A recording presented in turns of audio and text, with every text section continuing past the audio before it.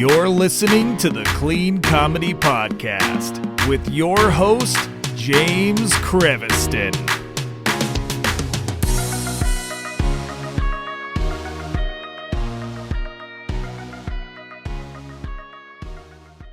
Hey, everybody, welcome to the Clean Comedy Podcast. It's James, and this week it's a solo episode. So if you don't know, if you haven't been following me and following what's going on, if you haven't been looking at the gram, I like saying the gram for some reason. If you're not looking at the gram and you don't know, I just went to Texas with Darren Carter. Darren Carter and I went out there and did 3 shows, and it was a fun time. If you want to find out, go listen to the Pocket Party Podcast. Darren talks about the trip from his point of view. From my point of view, it was very interesting as well. I was able to travel with him, learn from him, pick up a lot of stuff. The funniest thing is I find this a lot when I travel, even when David Studebaker and I traveled. A lot of people sleep on airplanes. I cannot sleep on an airplane. It doesn't matter how long the flight is or whatever. I can't sleep on an airplane. So it's weird. When I was in the Navy, I could sleep anywhere at any time. I slept in like our room where we had all the rounds for the 5-inch 54. We'd go down there and I could like knock out, no problem. But I could not sleep for some reason on an airplane. So that was interesting. We ate a lot of barbecue. We ate a lot of Tex-Mex. We had fun. I introduced Darren Carter to hot, fresh Raising Cane's. That was a great one, a great night to hang out together. We hung out every night. He gave me tips. He gave, every show he was like, hey, do this thing on the next show. So do a show. Okay, that was great. Now do this thing. And by the end of it, he was like, your set's like way better. And it was way better. And not that it was like junk, and he didn't say that. He was just saying these little tweaks, sometimes a little tweak gives you, 10% more or whatever. And just by doing a little tweak and a little tweak and a little tweak, you just get better and better and better.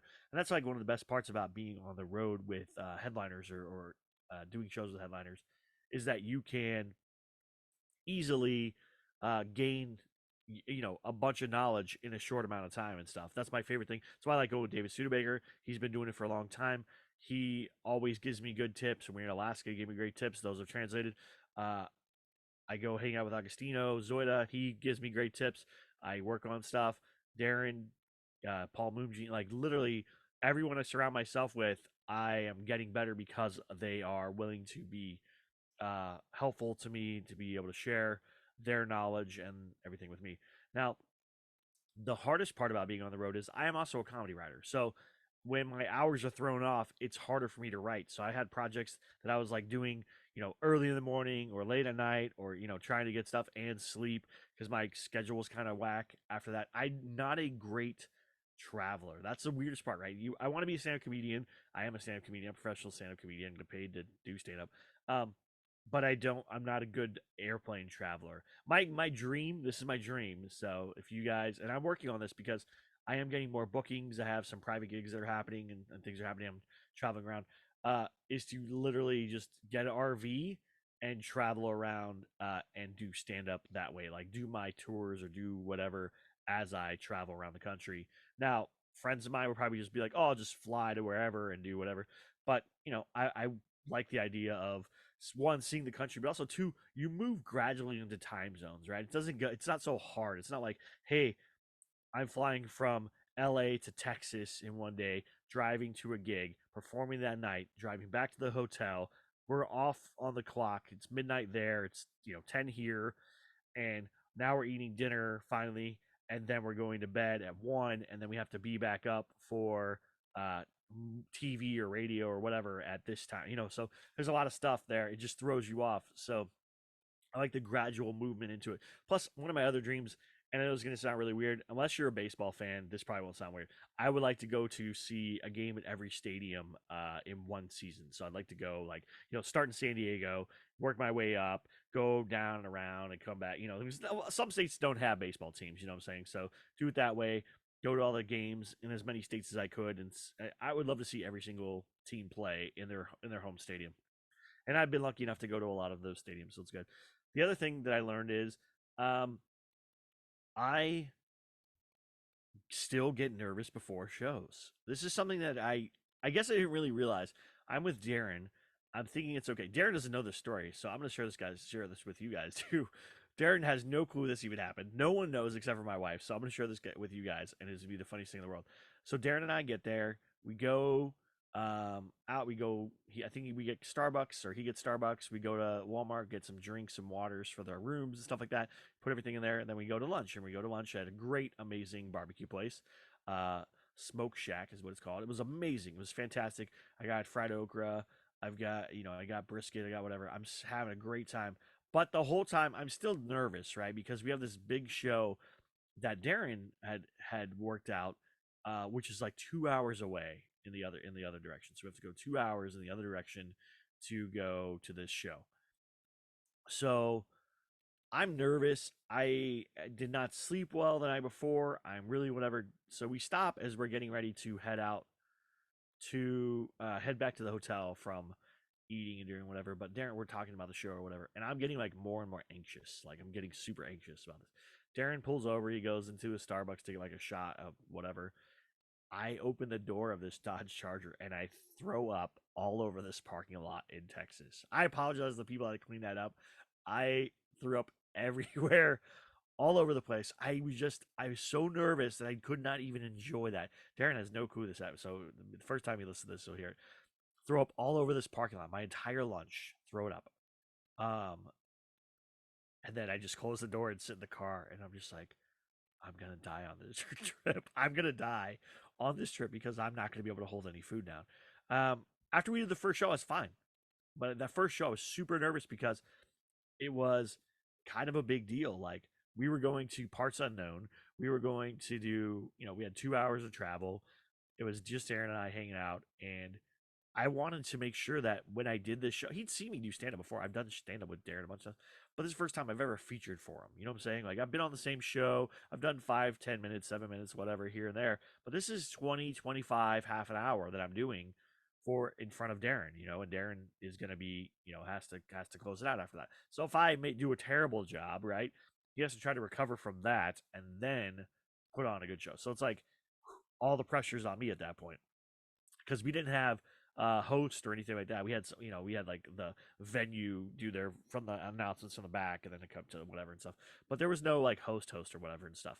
So that was it was so awkward and I was so stressed about it because once I knew we didn't have a host, I knew it was like literally being the first comedian up is always hard. But usually you're either the MC or you're a guest. You're the opener and you're only going to do 10 minutes. So it doesn't matter what you do because if you mess up, then the middle act or feature can pick it up and you'll be fine. And then the headliner comes and smashes everything. But being all of those at once and not having any way to, I have to like win over the crowd immediately.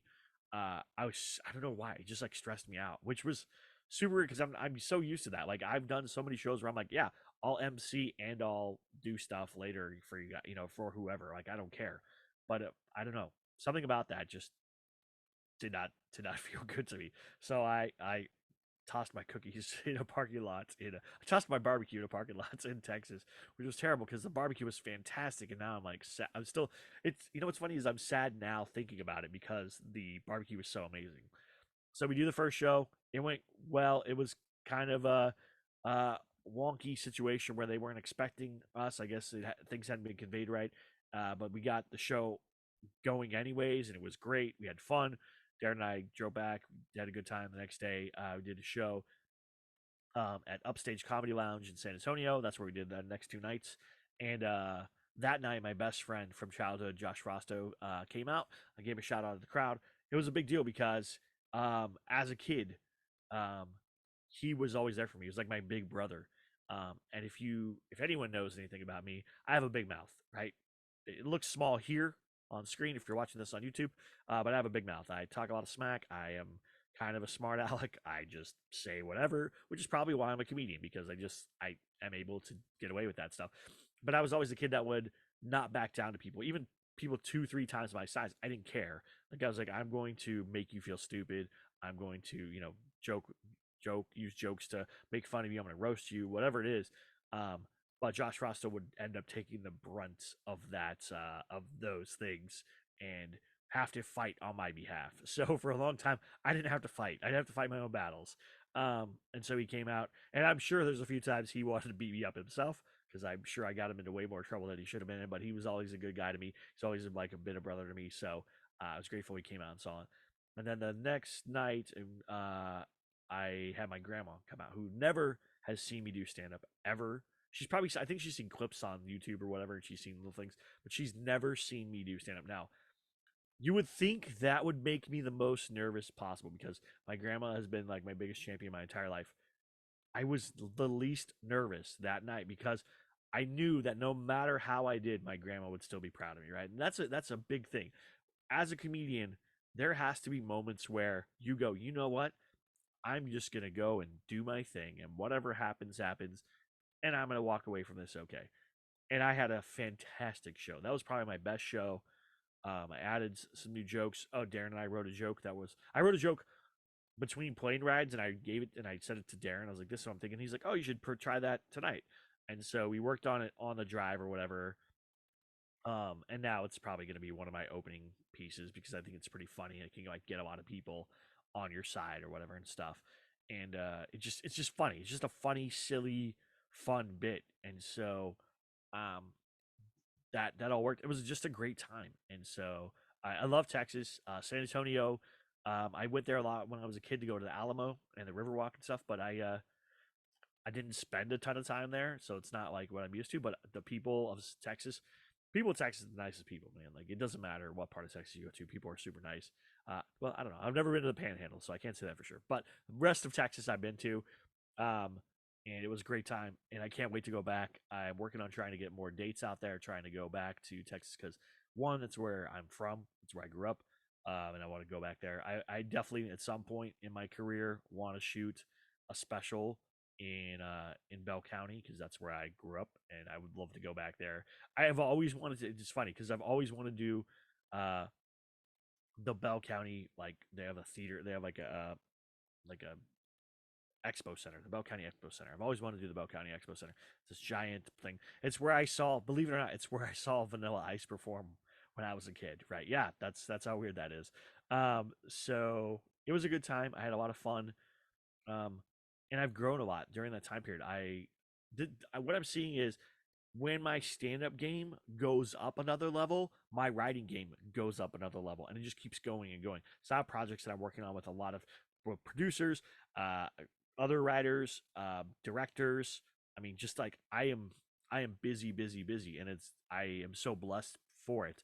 Uh, what I want to do at some point, and I think if you guys are listening to this, if you're watching on YouTube or you're listening to the podcast and you want to think about this, I want to find out if anybody wants to do some comedy coaching, comedy writing stuff. Like I want to help more comedians because I learn a lot of stuff as I'm on the road, as I write other projects, as I do other things, and I like to start some kind of thing. I don't know what I'm gonna do. Probably like a Patreon or something where because I found that if I don't pay for something, I'm less likely to do it. I'm less likely to be involved in it.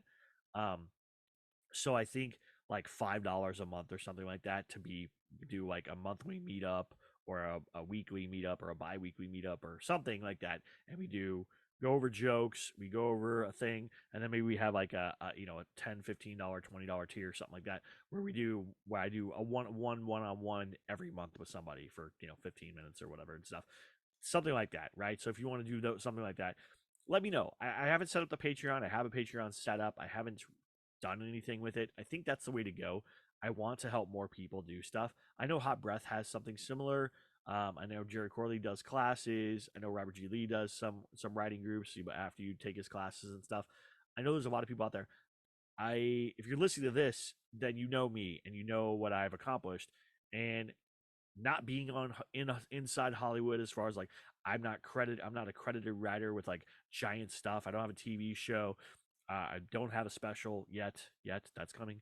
I don't have a special yet, but I have all these things in the works and the stuff that I've worked on and the money that I've made just by hustling myself.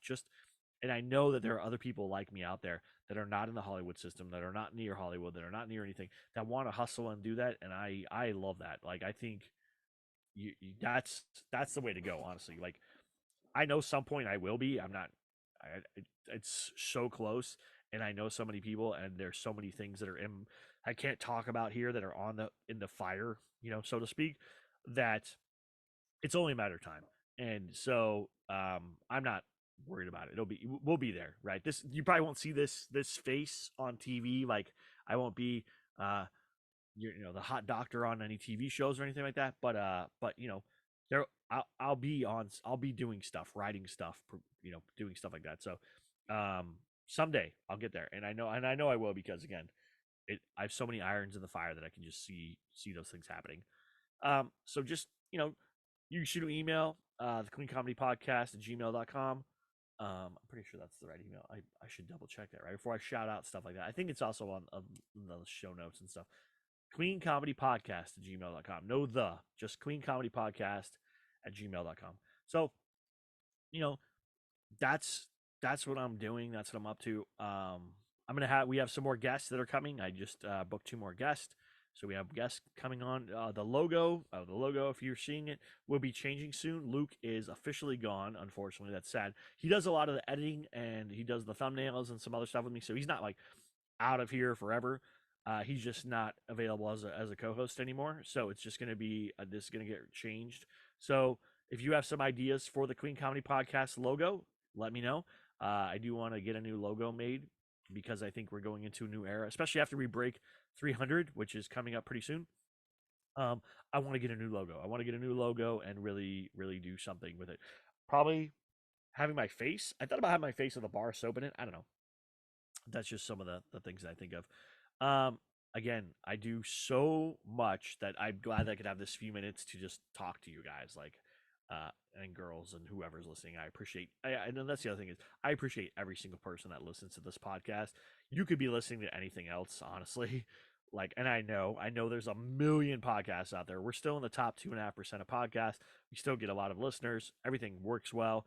I'm out there. I also want to make stickers to send out to people. So that's another thing that I'm going to get going, is I'm going to start, asking for fan email. And if you send fan email and put your address, I'm going to make whatever the new sticker is. I'm going to get those made into stickers and I'll mail them out to you so you can have them. I want to do a lot more stuff. I want to do a lot more outreach. I am so appreciative for everybody who listens to this, because you don't have to. You literally don't have to. And you do. And so I appreciate that. And I just know that I am grateful and will be forever grateful for that. And then also it means I can build a fan base to come see you guys in your city. So thank you guys for checking out the Clean Comedy Podcast. I'm James Creviston. Please like, subscribe, listen to more podcasts, send me some, messages, cleancomedypodcast@gmail.com. And we'll talk to you soon. Bye.